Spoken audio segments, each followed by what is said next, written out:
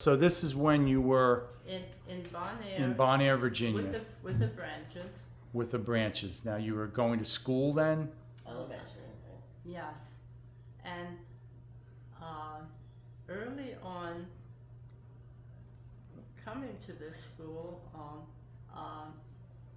the teachers gave me books written in English, and I couldn't read or speak English, and so that's another thing.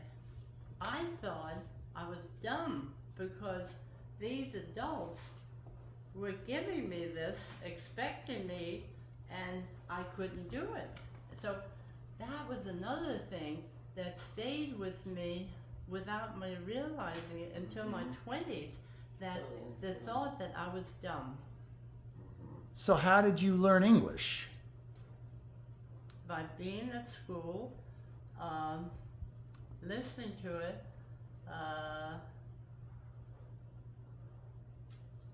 and at school, playtime with the.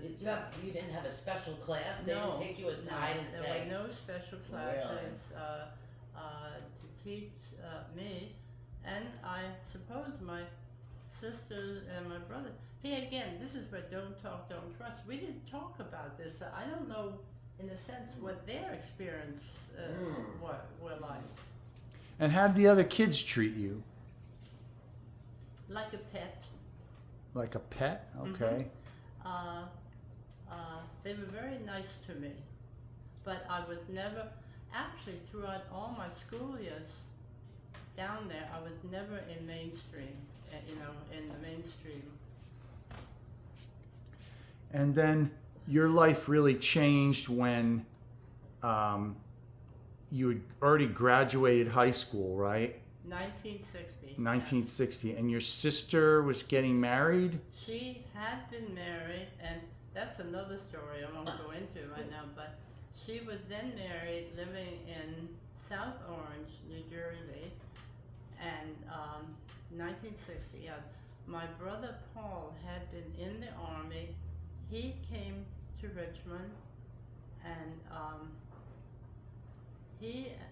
and that time, my paternal grandmother and aunt and uncle, they had come over, and they were living in Grand Rapids, Michigan, and my mother decided that she, my brother Paul, and I were going to go visit them, and they were tenant farmers on a farm in Grand Rapids, Michigan.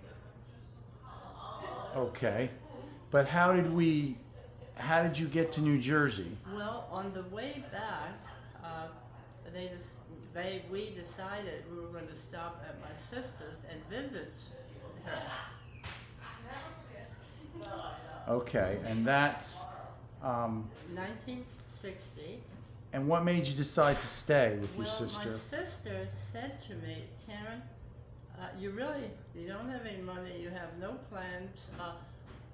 How about staying here for a while and then go back to Richmond? And I had no plans, no money, and I said, all right, I'll do that. And as time wore on, first of all, I was not happy living with my sister and my brother-in-law. It was not a happy marriage. By the way, he later on committed suicide. Right?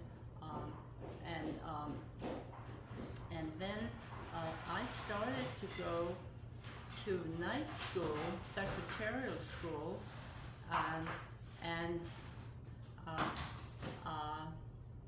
was able to get a job as a legal secretary in Newark, New Jersey. So I started to have money, and I met this friend, and she and I decided to get an apartment, and it was literally one room, a Pullman kitchen and a bathroom, and I moved out of my sister's, worked there for a number of years, and then I moved out on my own. This was in East Orange now. It must have been 1961, to another part in a building in East Orange, and that's where I met my husband in the elevator. Okay.